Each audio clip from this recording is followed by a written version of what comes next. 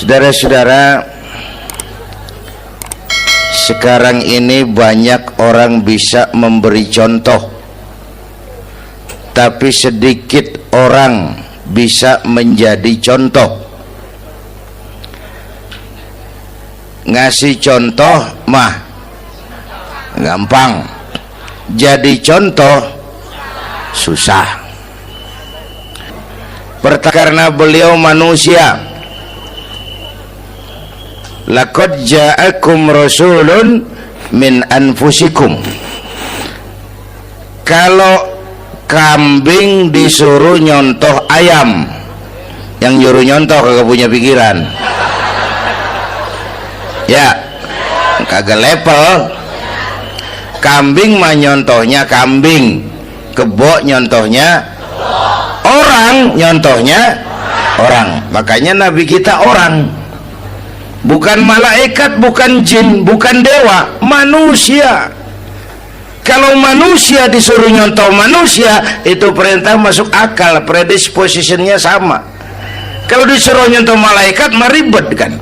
Malaikat bagaimana nyontohnya, dia mah tidur kagak, makan kagak, sama duit budeg, sama perempuan kagak open, lah susah nyontohnya. Ya, Superman tuh biar hebat nggak bisa dicontoh Superman, bagaimana terbangnya, lagian pakai celana dalam di luar ban, nggak bisa dicontoh Superman mah. Nabi kita manusia utuh, cuman sungguh pun manusia, kualitasnya beda. Ini namanya basyarun la kal basyari, manusia memang, tapi jangan samain, bobot bibitnya beda. Contoh, kita nih manusia, kita tidur. Nabi kita manusia, beliau tidur. Tidur Nabi, tidur mata doang, hatinya nggak pernah tidur. Tuh bedanya sama kita tuh. Tidur kita keblek, asal tidur habis-habisan. Lagi kita manusia, kita keringetan. Nabi kita manusia, keringetan. Keringet Nabi harum wangi, bau minyak kasturi, zaman belum ada parfum. Keringet kita udah rasain aja masing-masing dah, jangan pakai dikebet udah.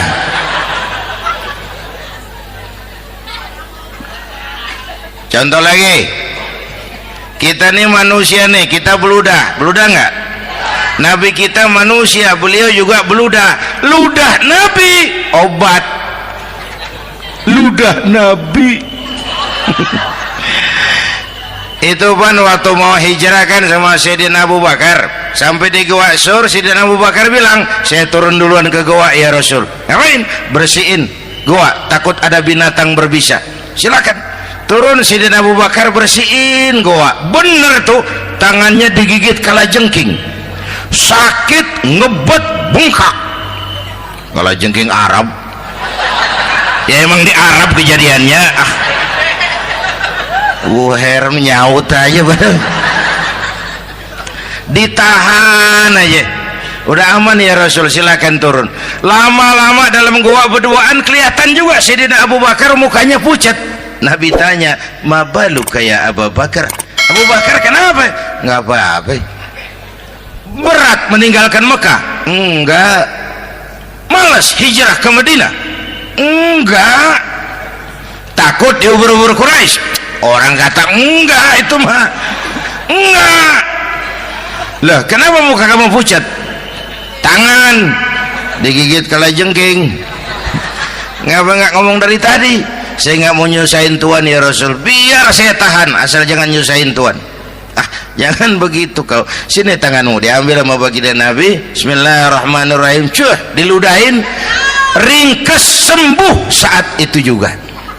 Ludah Nabi. Pengen tahu kita yang ludahin, bengkak campur koreng.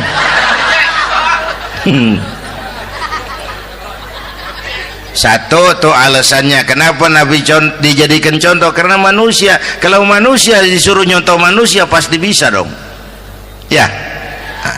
Yang kedua, karena tadi kata Bang Haji Omar, pribadinya itu pribadi yang multidimensi. Mau nyontoh apa? Pak, saya ini pengusaha Pak. Nabi umur 9 tahun udah ke Syria tuh, dagang lintas negara, Syam tuh. Saya jenderal Pak, Nabi mimpin tentara di medan perang Mas.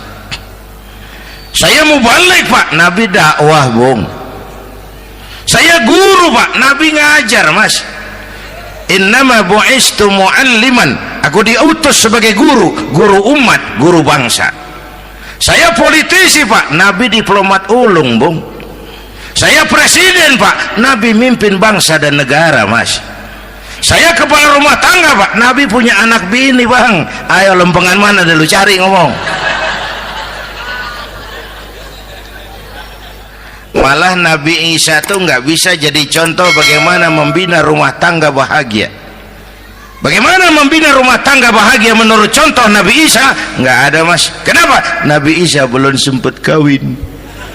Ya, Nabi Isa belum sempat kawin.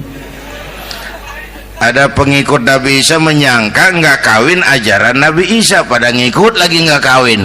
Tuh pastor tuh mubazir. Orang dikasih perabotan. Bang bener, saya kalau dalam Islam kiai kagak boleh kawin, saya pilih berhenti jadi kiai. Kalau kagak ada giro-giroan, botak rambut.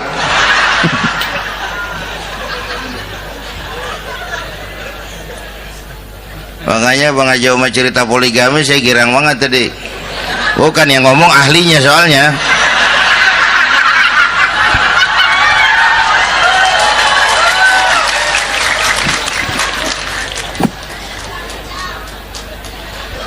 Dadah gitu aja deh ya. Nah, kata Imam Busair ini yang dahsyat. Ka'annahu wa huwa fardun fi jalalatihi fi ashkarin hina talqahu wa fi hasham. Sepertinya kehebatan Rasulullah itu sama, baik sendiri maupun di tengah tentara. Artinya begini, orang hebat banyak, tapi yang hebat di mana-mana susah nyarinya.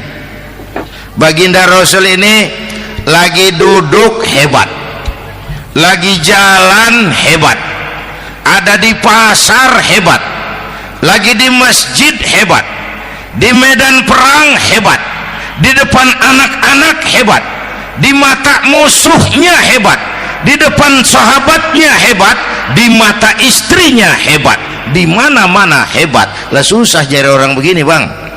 Ya, kita mah hebat juga setempat. Di kantor hebat, sekantor orang diomelin. Di kantor, pulang ke rumah dikeplak sama bininya diem aja. Nih di depan bininya dia kagak hebat dia mah.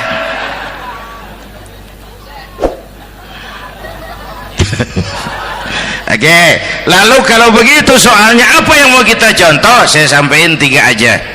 Pertama, Nabi kita ini tokoh yang sejak kecil udah ditempa kesusahan. Bu, tadi kata Bang Haji, Islam mengangkat derajat kaum perempuan karena perempuan banyak melahirkan orang besar. Lihat Sayyidah Aminah, ibunda baginda Nabi, melahirkan anak pertama tanpa didampingi suami. Meninggal suaminya, sedih hatinya, remuk perasaannya, tapi tegar jiwanya. Dilahirkannya bayi bernama Muhammad, diasuhnya penuh kasih sayang, diantarnya menjadi orang besar dan memang dibesarkan oleh Allah. Itu contoh tuh Bu. Bilangin anak-anak tong, bocah Nabi ngangon kambing tong, sekolah tong, jadi orang gede. Baba lu tibang tamat SD, lu sarjana lu. Baba lu cuman jadi RT, lu jadi camat lu. Biarin malu baba lu pala jadi kaki, kaki jadi pala, asal lu terus sekolah. Bu, anak sekolahin, gelang doang digedein lu.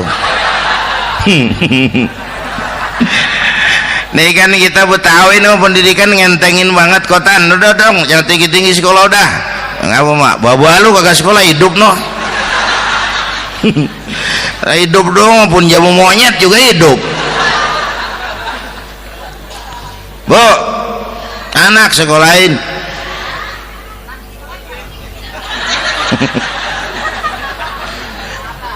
Mahatma Gandhi, kecilnya begeng, ceking, cacingan, liatim. Emaknya tuh, Gandhi sekolah nak, Gandhi belajar nak, Gandhi jadi orang besar nak. Kalau perlu belajar ke Inggris, biar Inggris menjajah kita. Gak apa-apa kau sekolah ke Inggris, tapi jangan jadi Inggris nak. Jangan pacaran sama bule, jangan sentuh minuman keras. Gandhi jadi orang besar. Mahatma Gandhi tumbuh karena dorongan emak. Mak, udah yatim. James Watt, Kang Bandrek. Emaknya tuh yang dorong tuh jadi orang besar. Belum lagi perempuan yang jadi besar. Di Indonesia ada Kartini, di Jawa Tengah ada Dewi Sartika, di Jawa Barat Dewi Sartika, di Bengkulu ada Fatmawati Soekarno, sang penjahit bendera merah putih. Di Aceh muncul Laksamana Malahayati, disusul kemudian oleh Cut Nyadin, baru kemudian muncul Cut Koko, Cut Meme, Cut, ya udah tak cut lain dah.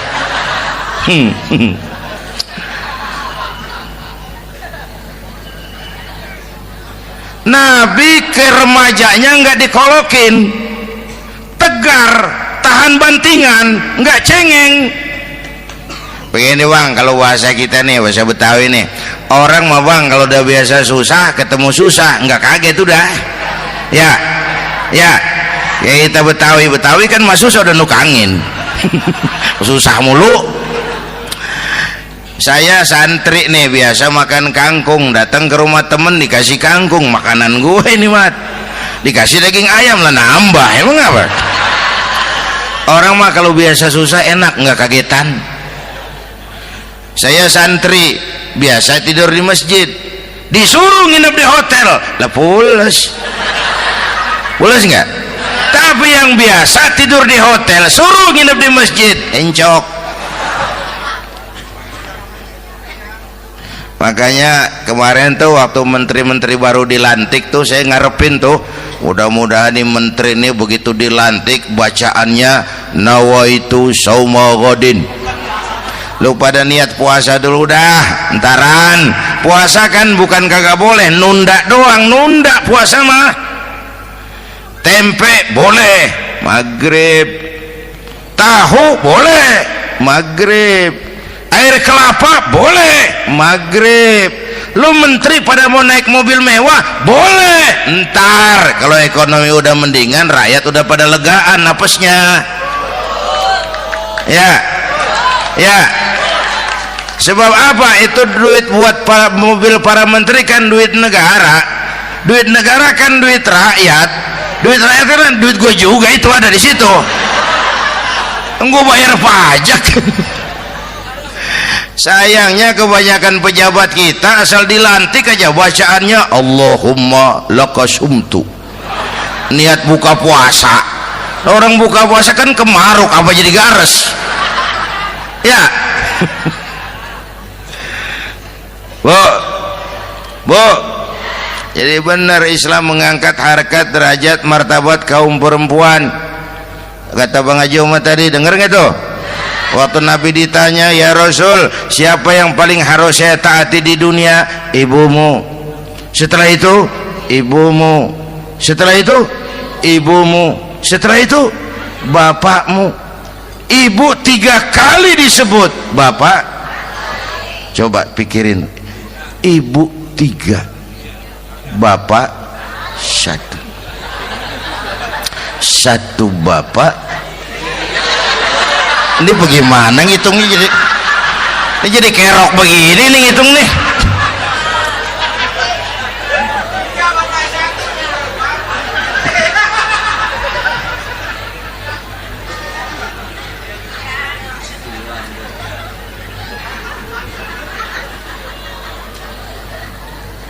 Jangan takut ngadepin susah. Hidup nih keras, kerja keras, perseringat banting tulang.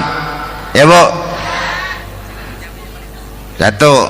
Yang kedua, contoh dari Nabi, orang yang paling bersih hatinya Rasulullah, orang yang paling baik akhlaknya Rasulullah, orang yang bahkan sudah dapat jaminan ampun dari segala dosa Rasulullah. Tapi orang yang kalau sholat malam sampai bengkak kakinya karena rajin sujud Rasulullah. Aspek ibadah apaan? Hei, diam-diam giliran gue ini ngomong.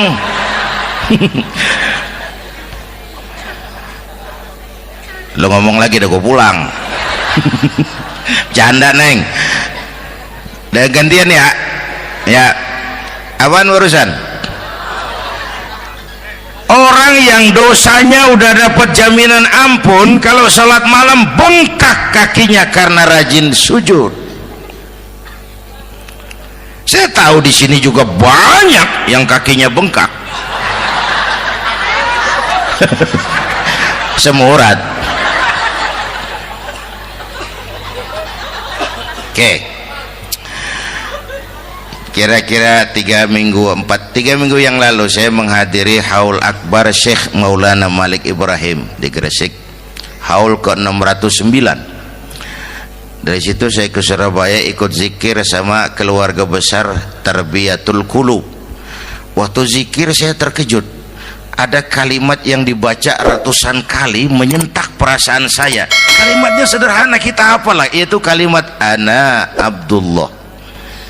Dibaca ratusan kali, ana Abdullah, ana Abdullah, ana Abdullah, ana Abdullah. Buat saya itu menyentak karena memperteguh komitmen saya hamba Allah, saya hamba Allah. Ah, itu mah Pak Zainuddin kan biasa, itu mah kita semua juga hamba Allah. Betul. Ayo kita bikin luar biasa. Saya mau tanya, Bapak, Ibu hamba Allah apa bukan? 3 orang. Ibu hamba Allah apa bukan? Hamba Allah. Kata siapa? Nah, kata ibu sendiri. Kalau kata sendiri pan namanya pan ngaku. Ya, orang ngaku mah boleh dong, tiba ngaku namanya juga ngaku.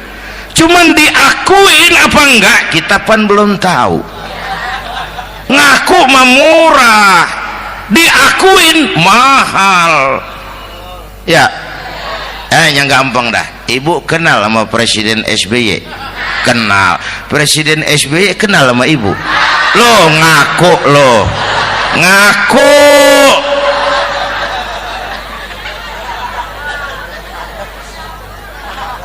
Saya hamba Allah, kata saya. Berapa banyak orang mulutnya hamba Allah, perbuatannya menyatakan dia hamba dunia, hamba harta, hamba jabatan, hamba setan, budak nafsu. Nggak sesuai ucapan sama perbuatan. Yuk jadi hamba Allah yang beneran. Jangan separuh-separuh. Kita mapan asal sakit mah hamba Allah. Ya Allah, ya Allah, lagi sakit, sehat ya dikit, keder, nyari masjid nggak ketemu.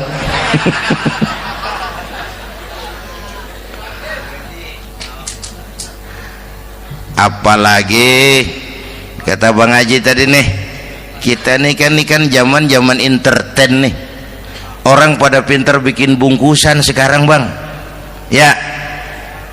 Abad entertain, orang pada bangun pencitraan. Tadi itu kiai sama dukun tipis bedanya. Dukun pada pasang iklan sekarang, ketik reg. Waduh, sampean lahir hari Selasa, nggak cocok di air, ono di hutan sono. Larang udah dagang es jadi berhenti, nggak cocok di air.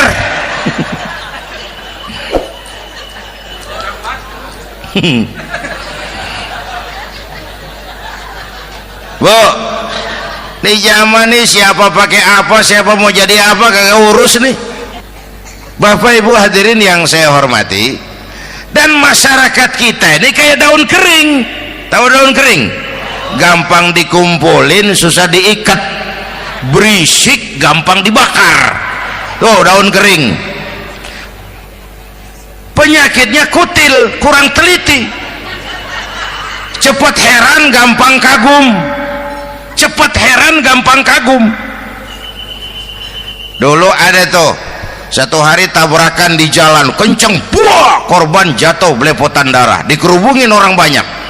Datang wartawan mengambil gambar dari dekat, susah, orang banyak bener ngerubung. Cari akal nih wartawan, tolong saya dikasih jalan ke dekat korban. Orang nengok semua, saudara siapa? Saya bapaknya korban, katanya. Dia ngaku bapaknya korban. Ya orang minggir semua, minggir, ini ada bapaknya korban. Orang minggir semua, dia maju ke depan korban. Sampai di depan korban pucat mukanya tuh wartawan. Kenapa? Yang ketabrak anak monyet, Pak. Dia udah kedongan ngaku bapaknya korban.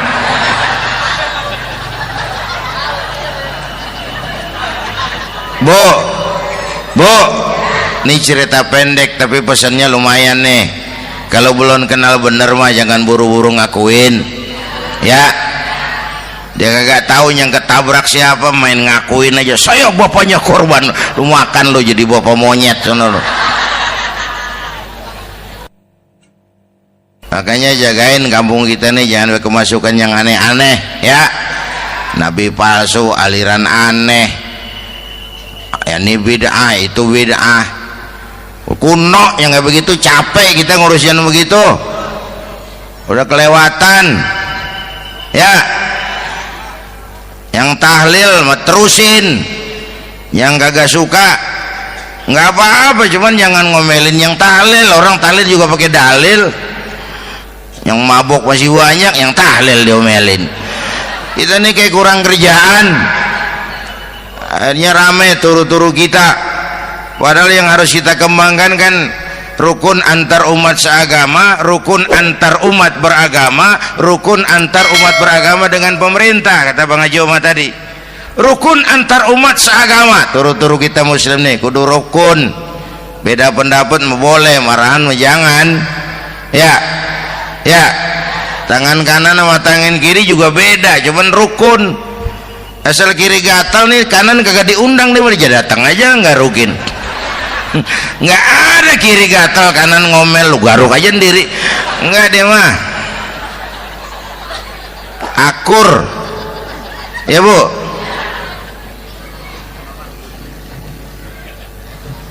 Yang kedua rukun antar umat beragama. Islam ini rahmatan lil. Yang ketiga rukun antar umat beragama dengan pemerintah. Ini mah kita kan bermasyarakat sama juga sembahyang berjamaah, ada imam ada makmum, ya. Nih rakyat kalau jadi pemilih yang pintar ke depan, nah, mau milih wali kota kayak gubernur kayak presiden kayak. Sebab apa? Sholat berjamaah kan siapa makmum kagak penting, Bang. Makmum mah siapa aja boleh, ya. Tiba ngikutin dia mah, ngaji dia mah gimana kayak nggak ada bab pemilihan makmum. Nggak usah, makmum mah kagak usah dipilih, siapa aja boleh, ya. Bang, tuh orang budak, Bang, boleh jadi makmum. Bacanya kagak fasih, boleh jadi makmum. Ketinggalan satu rakaat, boleh jadi makmum. Tapi nggak tiap orang boleh jadi imam. Siapa yang dipilih jadi imam? Pertama a'lamuhum, kata Nabi.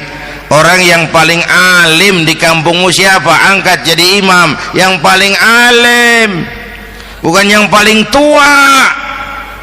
Tua juga kalau kejemur kisut. Dulu tuh Nabi Adam waktu diangkat jadi khalifah kan bekalnya apa? Wa 'allama Adam al-asma'a kullaha. Al-asma' ay al-ulumul katsirah. Dulu zaman Fir'aun perang sihir sama Musa, sekarang perang visi dan misi. Punya ilmu, Bu, ngerti urusan dari tetek sampai bengeknya. Kalau ngikutin imam yang alim pan enak, bisa dipertanggungjawabkan. Hati-hati milih pemimpin, maksudnya bu jangan terjebak oleh penampilan. Emas pasti kuning, benar? Apa semua yang kuning pasti emas? udah paham dulu. Ustadz, kenapa di kampung saya ada 2 orang alimnya sama, yang mana yang jadi imam? Afsahuhum, yang lebih fasih lidahnya. Yang satu alim pelok, yang satu alim kagak pelok. Nah, yang kagak pelok suruh jadi imam. Kenapa? Nggak sah orang fasih bermakmum kepada imam pelok. Ustadz, imam pelok, makmum pelok semua. Sah, namanya kampung pelok, biarin, susah diurusin udah itu. Apa sih artinya fasih? Yang enak deh, nyambung. Pegel kalau punya pemimpin kagak nyambung sama rakyat. Ya, rakyat mau yang ngidul deh ngalor, rakyat mau yang ngulon deh ngetan. Lah kan capek rakyat, kagak nyambung. Makanya kalau jadi imam pesan Nabi, idza amma ahadukumun nas falyukhaffif. Kalau kamu jadi imam, ringankan sholat kamu. Itu makmum nggak sama kekuatannya. Jangan panjang-panjang kalau jadi imam, kudu tahu keadaan makmum. Tuh makmum ada yang udah tua rentak, diri aja udah gemeter. Ada yang punya darah tinggi, kalau sujud kelamaan palanya ngebet. Ada yang udah janji tuh makmum habis sembahyang mau terima duit. Kalau imam kelamaan, kalau saudan makmum. Ya, nyambung. Jangan udah diangkat jadi imam saenake dhewe. Salat isya berjamaah, rakaat pertama selesai Fatihah Yasin. Makmum ikut mengikut, cuman bari ngancem. Besok gua tawiatin balik lagi udah. Kagak nyambung. Kalau nggak nyambung tuh capek, Bu. Jangan tersenyum kepada orang buta, jangan berbisik kepada orang tuli. Kagak nyambung. Orang buta diajak senyum, bagus sih maksudnya, cuman kan rada mubazir. Orang kagak paham. Cari pemimpin yang nyambung. Kalau memang masyarakatnya suka tahlil, cari pemimpin yang suka tahlil. Rakyatnya suka maulid, cari pemimpin yang suka maulid, supaya nyambung, kagak pegel kita.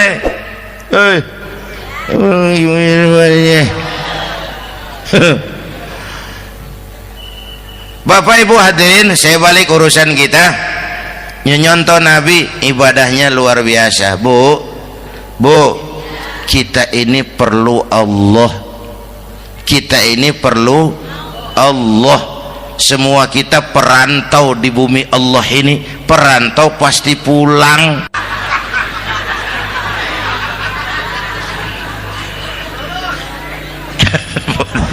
Bolot, bodoh kalau ada perantau, dia sadar dia perantau tapi nggak pernah mikirin pulang. Lebih bodoh lagi mikirin pulang tapi nggak nyiapin bekal. Yang tadi Bang Haji Omar udah bilang tuh, muda mati ya. Kadang-kadang engkongnya segar banget, cucunya mati ya. Perantau mah mesti pulang. Sini mah kita ngendon doang, ngendon taran. Mula-mula pan Bang, kita mah tinggalnya jauh di alam arwah. Dari sana pindah ke alam rahim, alam kandungan emak nih. Pernah tinggal di situ 9 bulan tuh. Ada yang 2 tahun, yang keluar udah kumisan. Kelamaan ngetemnya itu.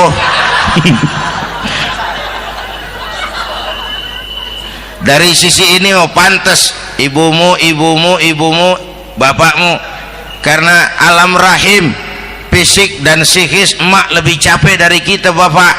Kita mah orang laki mah, kita mah pan investor gitu mah, nanam modal doang. Yang ngolah pabrik kan emak tuh, ya mak. Pabrik. Anak-anakku remaja, pemuda yang hadir, masya Allah, emakmu, emakku, emak kita semua nih, dari mulai ngidamin kita udah kita seksa nih mana. Dari mulai ngidamin kita udah kita seksa emak nih, muntah nggak urus. Mending ada yang dikeluarin mah enak, lega. Ini kagak ada apa-apanya. Bener mak. Yang dipengenin yang kagak musim, lah kan setengah mati lagi urusan. Tengah malam pengen megang pala kereta, lu jorok bener lu, gue heran.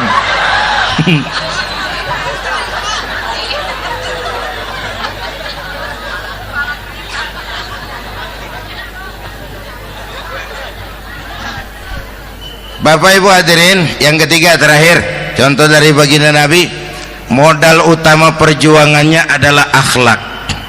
Memperbaiki akhlak, pakai akhlak. Rasulullah ngajak, bukan ngejek. Rasulullah merangkul, bukan mukul. Rasulullah pakai argumen, bukan pakai sentimen. Tujuannya adalah kebenaran, bukan menang-menangan. Prinsip dakwahnya basyiru wala tunafiru, yassiru wala tu'assiru. Gembirakan orang, jangan ditakut-takutin. Mudahkan urusan orang, jangan dibikin sulit. Di masyarakat memang mendingan rakyat rendah berakhlak tinggi daripada pejabat tinggi berakhlak rendah.